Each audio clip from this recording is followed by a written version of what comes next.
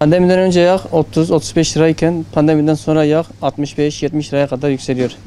Ve hala yükseleceğini de belirtileri gösteriliyor. Biz bu artışların nedeni araştırmasını istiyoruz işin açıkçası. Yetkililerden ricamız herkesi markete yönlendiriyor. Marketlerin fiyatlarını yükselttiğini belirtiyorlar. Ama asıl fiyatın yükselişini marketler belirtmiyor.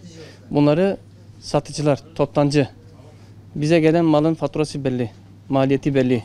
Bizim kar marjımız zaten düşüktür pandemiden dolayı. İşler durgundur. Buna rağmen fiyatlar habire yükseliyor ve hala yükseleceğini de belirtileri gösteriyor.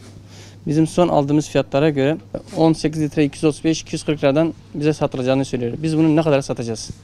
Biz zaten bunu 1 liraya kazanıyoruz ya kazanmıyoruz. Bunun maliyetidir, bunun giderleridir. Giderler artı asgari ücrettir, vergilerdir. Her şeyle elektrik, SGK, sigorta, bunların hepsinin artışıdır. Bunlar hepsini bize mal ediyorlar. Yani bu fiyatların araştırmasını istiyoruz devletten, bakanlardan. Yeterince bakanımız var ama hiçbir şekilde kontrol yapan bir bakanımız yok. Sizlerden ricam, yetkililerden ricam bunları fabrikalardan araştırsınlar. Ham madde diyorlar da ham madde niye bu kadar yükseliyor? Ve Türkiye'de yükselen bütün fiyatlar neyse dolar düştüğü zaman yine fiyatlar sabit kalıyor. Yükseliyor ama inmiyor. Yani yükseliyorken niye yükseltmesini biliyorlar da inerken indirmesini bilmiyorlar. Bunun da araştırmasını istiyoruz. Fabrikalardan bize gelen ürünler belli, faturamız belli, kar marjımız belli. Sizden ricam yani bunun araştırmasını istiyoruz. Millet artık alım gücü düşüyor. Artık millet neye yapacağını bilmiyor. Hiçbir şekilde alamıyor. Kısıtlamaya gidiyor. Sizlerden ricam artık bunun bir nedeni neyse araştırmasını istiyoruz. İndirime gidilmesini istiyoruz. Yağ fiyatları her gün zam yiyor. Biz zamlara yetişemiyoruz. Biz toptancılar olarak bu yağın fiyatının yükselmesinden biz de rahatsız oluyoruz. Her gün ayrı bir fiyat okuyoruz müşteriye. Her gelen partide eski partiye göre daha yüksek fiyattan alıyoruz. Bundan ötürü müşterilerimiz de mağdur oluyor, biz de mağdur oluyoruz. Biz de insanlara karşı hani bu şekilde olmasını istemiyoruz. Bizim elimizden de bir şey gelmiyor. Bunun sebebi hani fabrikalar bu şekilde yapıyor. Toptancıların elinde olan bir şey değil yani. Geçen sene 18 litre yağ fiyatları 100 lira civarındaydı, 110 lira civarındaydı. Bu sene şu anda 230-240 civarına kadar çıkıyor. Çünkü biz toptancılar olarak marketçilere veriyoruz. Onlar da müşterilerine ulaştırana kadar. Hani bu şekilde fiyatlar sürekli %20, %10 zamlı olarak alıyoruz. Her seferinde bir zam üzerine gelerek alıyoruz. Bundan ötürü %100'e yakın bir zam geldi üzerine. %100'den daha fazla hatta.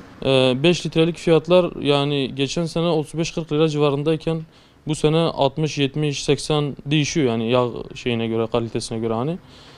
Bu şekilde sürekli bir artış var yani. Bunun nedeni fabrikalar şu şekilde söylüyor. Diyor ki işte Türkiye'de bu sene ayçiçeği az çıkmış. İşte yok dışarıdan ithal ediyoruz gibisinden. Hani fabrikalar bu mazereti öne sürüyor. Bu şekilde yağ sürekli yükseliyor fiyatları. Hani devletin bu konuda bir önünü alması gerektiğini düşünüyoruz.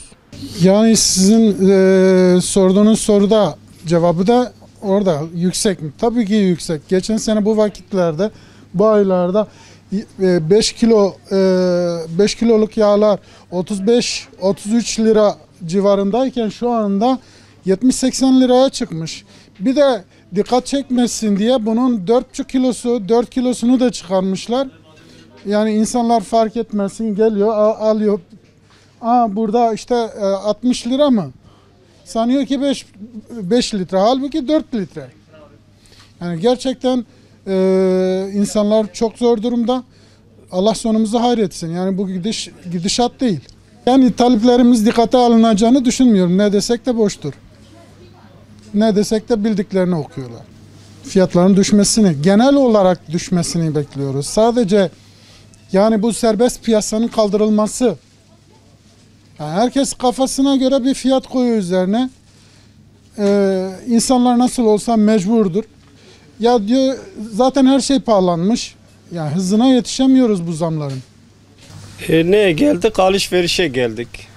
Market değiştiriyor diyoruz. Acaba bu market biraz ucuz bir şey bulabilir miyiz? Onun için işte görüyorsun. Bu da gördüğün yağ. Artık biz tenekeyi bırakmışız 2 litre 3 litreye devam ediyoruz. Pahalılıktan yani baş çekemiyoruz. Ben şimdi gittim emekliyim, gittim maaşımı aldım 1900 TL. Doğalgaz 620 gelmiş. Elektrik 300 gelmiş. Su 80 TL gelmiş. Bunları aldım maaş fit. İnan ol hiçbir şey kalmadı. Emekliyim. Çocuğa bakıyorum. Bugün ben 18'de maaş alıyorum. Bugün ayın 19'udur. Aldım eşya da budur.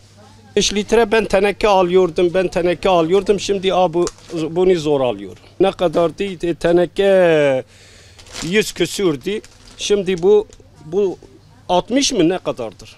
He. Hesap et. 2 katı 3 katı oldu. 3 kat. Tam 3 kat. Allah sonumuzu hayır getirsin.